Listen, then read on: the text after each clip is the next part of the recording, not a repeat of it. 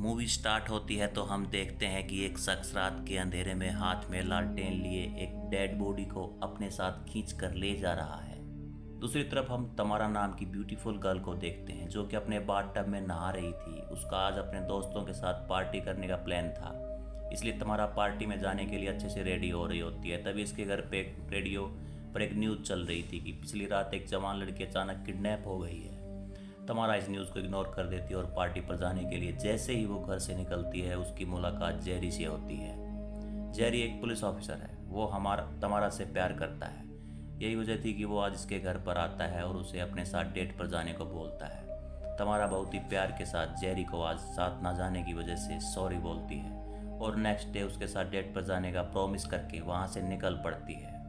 गाड़ी चलाते हुए तमारा को उसके फ्रेंड्स मैडी और ब्रूक की कॉल आती है। वो उसे कहती हैं कि तुम्हें आने में कितना टाइम लगेगा। तमारा उन्हें कहती है कि मैं बस रास्ते में हूँ और थोड़ी देर में पहुँच रही हूँ। तमारा रास्ते में जा रही होती है तभी उसकी गाड़ी अचानक बंद हो जाती है। तमारा फ्यूल मीटर को देखती है तो फ्यूल बिल्कुल ख़त्म था। अब तमारा गाड़ी रोड के साइड पर लगाकर उसमें बैठ जाती है और सोचने लगती है कि उसे आगे क्या करना चाहिए। तभी एक और गाड़ी आती है जो उसकी कार के पीछे आकर रुक जाती है और इस गाड़ी में से एक लंबे बालों वाले और दाढ़ी वाला शख्स निकलता है। इस आदमी का नाम मर्व होता है। वो तमारा के पास आता है और बड़े अजीब अंदाज में तमारा को कहता है कि तुम अकेली सड़क पर खड़ी क्या कर रही हो। तमारा उसे कहती है कि एक्चुअली मेरी गाड़ी का फ्यूल ख़त्म हो गया है, यही वजह है कि मैं यहाँ फंस गई हूँ। क्या तुम इसमें मेरी कोई हेल्प कर सकते हो? तो वो तमारा को कहता है कि मैं तुम्हारी हेल्प तो कर दूँ पर बदले में तुम्हें मुझे कुछ देना होगा। तमारा ये कहती है कि मैं कुछ समझी नहीं, तुम क्या कहना चाह रहे हो? वो तमारा से कहता है कि तुम्हें बस थोड़ी देर कार की बैक सीट पर मेरे साथ टाइम स्पेंड करना होगा। ये सुनकर तमारा काफ़ी अपसेट हो जाती है। तभी उसे उसके फ्रेंड्स की कॉल आ जाती है। तमारा जानबूझकर अपने फ्रेंड्स के साथ अपनी लोकेशन को शेयर करती है। ऐसा तमारा इसलिए करती है ताकि ये शख्स थोड़ा डर जाए और होता भी कुछ वैसा ही है। जैसे ही तमारा अपने फ्रेंड्स के साथ अपनी लोकेशन शेयर करती है तभी ये शख्स कहता है कि मैं तो जस्ट जोक कर रहा था। ये कहकर वो शख्स अपनी गाड़ी के पास जाता है और उसमें से पेट्रोल लाकर तमारा की गाड़ी में डाल देता है। अब फिर वो एक बार तमारा के पास आता है, उसे कहता है कि अगर आपको मेरी कोई बात बुरी लगी हो तो मैं उसके लिए सॉरी करता हूँ। तमारा काफ़ी घबराई हुई थी इसलिए वो जल्दी से इसे कहती है कि इट्स ओके, नो प्रॉब्लम, और वहाँ से निकल पड़ती है। मौर्व के साथ वहाँ एक और शख्स भी था। एक्चुअली ये दोनों भाई थे और ये दोनों अब मिलकर तमारा का पीछा करते हैं। तमारा वहाँ से सीधी अपनी फ्रेंड ब्रूक और मैडी के पास जाती है।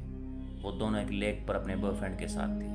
तमारा अब लेक पर अपनी फ्रेंड्स के साथ ड्रिंक कर रही होती है। दूसरी तरफ वो दोनों भाई छुप कर इन्हें देख रहे होते हैं। अब ये तीनों फ्रेंड्स लेक से होटल रूम में आ जाती हैं और रात की पार्टी के लिए अच्छे से रेडी होने लगती हैं। इसी दौरान इन्हें बाहर किसी की मौजूदगी का एहसास होता है। तभी ये सारी फ्रेंड्स डर कर रूम की लाइट ऑफ कर देती हैं। आहिस्ता आहिस्ता चलती हुई दरवाजे के पास आती हैं ताकि ये जान सके कि बाहर कौन है। जैसे ही दरवाज़ा खोलती हैं तो देखती हैं कि सामने जेरी फूल लेकर खड़ा हुआ था।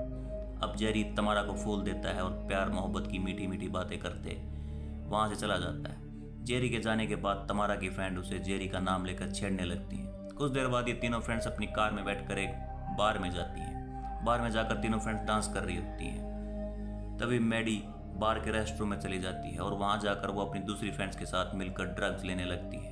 दूसरी तरफ तमारा ब्रूक को कहती है कि क्या तुमने मैडी को देखा? ब्रूक उसे कहती है कि थोड़ी देर पहले तो वो यहीं पर थी। तमारा मैडी को ढूंढने के लिए रेस्ट रूम में जाती है और उसे उन लड़कियों का नशा करता हुआ देख लेती है। मैडी तमारा को कहती है कि प्लीज़ ब्रूक को इस बारे में मत बताना, और ये दोनों वापस बाहर आ जाती हैं। इसी दौरान इस बार में दो शख्स आते हैं जो कि सीधा बारटेंडर के पास जाते हैं और उसे कुछ पैसों का लालच देकर इन तीनों फ्रेंड्स के ड्रिंक में नशे के टैबलेट मिलाने को कहते हैं।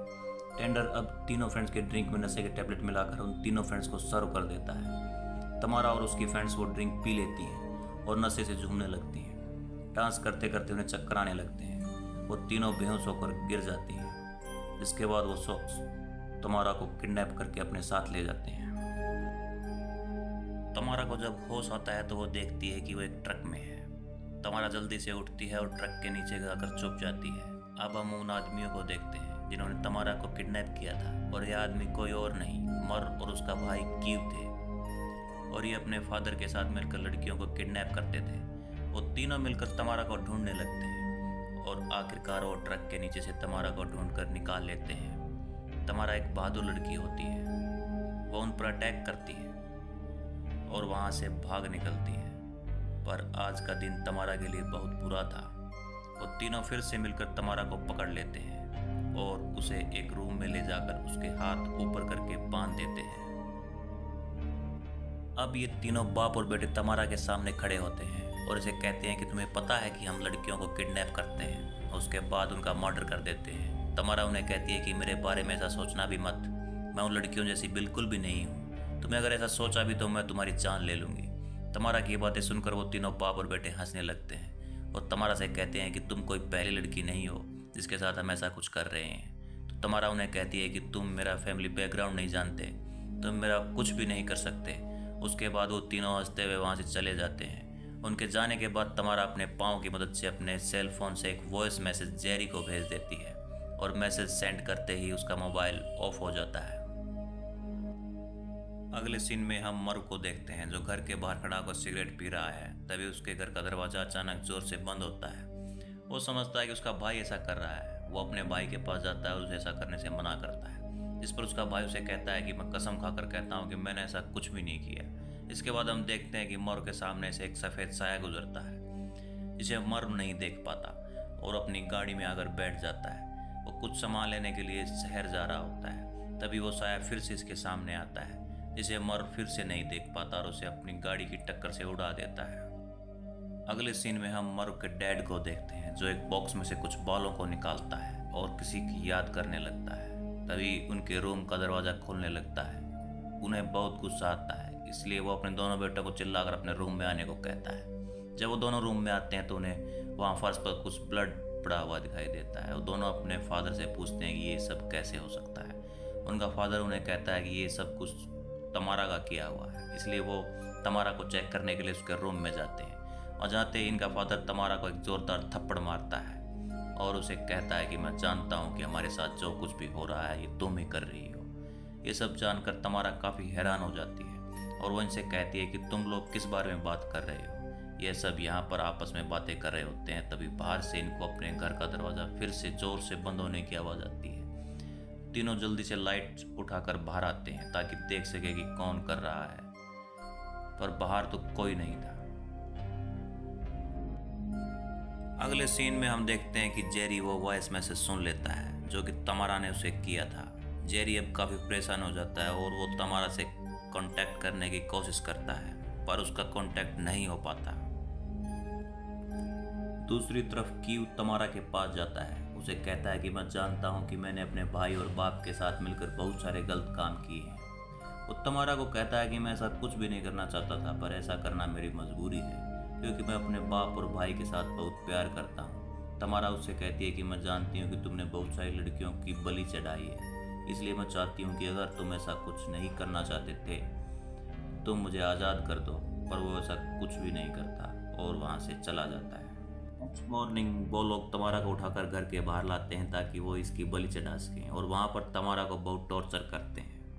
अगले सीन में हम जेरी को देखते हैं जो कि तमारा को ढूंढते हुए उसी होटल में जाता है जहाँ पर वो लास्ट टाइम ठहरी हुई थी, लेकिन वहाँ पर उसे तमारा के बारे में कोई भी इन्फॉर्मेशन नहीं मिलती। दूसरी तरफ कीव का फादर उसे कब्र खोदने को कहता है ताकि वो तमारा को वहाँ पर जिंदा दफन कर सके। वहाँ तमारा खुद को इनके चंगुल से आज़ाद करने की कोशिश कर रही होती है। वो अपने पाँव की मदद से टेबल को अपने पास खींचती है और ऊपर लगी हुक से अपने हाथों को आज़ाद करवा लेती है और रूम से भाग कर बाहर आती है जहाँ कीव उसे देख लेता है। तमारा वहाँ कीव को कहती है कि मुझे यहाँ से जाने दो। वो उसे बहुत समझाने की कोशिश करती है लेकिन कीव कुछ भी सुनने को तैयार नहीं था। अब तमारा उसे उसी रोड की मदद से मारती है जिससे वो कब्र खोद रहा था और तमारा उसे मारकर उसी कब्र में गिरा देती है और वहीं पर कीव की डेथ हो जाती है। कीव को मारने के बाद तमारा जंगल की तरफ भाग जाती है जहाँ मरवा आता है तो अपने भाई की लाश देखकर गुस्से से पागल हो जाता है और तमारा के पीछे जंगल की तरफ भागता है। दूसरी तरफ कीव का फादर कीव को देखने वहाँ आता है कि उसने कब्र खोदी भी है या नहीं। जब वहाँ आता है तो वो अपने बेटे की लाश देखकर उसके पास बैठकर रोने लगता है। तभी उसे जंगल में से कुछ आवाज़ें आती हैं और वो उनकी आवाज़ों का पीछा करता हुआ जंगल में चला जाता है। दूसरी तरफ मरु तमारा को पकड़ लेता है लेकिन तमारा एक पत्थर उसके सर पर मारती है जिससे वो वहीं पर बेहोश हो जाता है। दूसरी तरफ मरु का फादर उन आवाज़ों का पीछा करते हुए जैसे ही जंगल में पहुंचता है उसकी नज़र दो लड़कियों पर पड़ती है जो कि सफ़ेद कपड़ों में थी और ये दोनों लड़कियां तमारा की फ्रेंड ब्रुक और मैडी थी। एक्चुअली तमारा ने अपनी फ्रेंड्स के साथ मिलकर ये प्लान किया था कि जो गैंग लड़कियों को किडनैप करने के बाद उनका मर्डर कर देता है वो कैसे भी उन मासूम लड़कियों का इस गैंग से ज़रूर बदला लेगी। अब तमारा अपनी फ्रेंड के साथ मिलकर इन दोनों बाप बेटे को एक पेड़ के सहारे बांध देती हैं। वहाँ पर तमारा उन्हें बताती है कि एक्चुअली तुम लोगों ने मुझे किडनैप नहीं किया, मैं खुद जानबूझकर किडनैप हुई थी ताकि मैं तुम लोगों को तुम्हारे किए की सज़ा दे सकूँ। अब तमारा इन लोगों के साथ एक गेम खेलती है। इस गेम का नाम होता है 16 एंजल और ये 16 लड़कियां वही थी जिन लड़कियों का इन लोगों ने मिलकर मर्डर किया था। तमारा इन्हें 16 सेकंड का टाइम देती है। इन्हें कहती है कि जो कोई भी 16 सेकंड में अपने हाथ खोलकर वहाँ से भाग जाता है तो उसकी जान बच जाएगी और अगर कोई नहीं खोल पाता है तो उसको वहीं पर गोली मार दूंगी।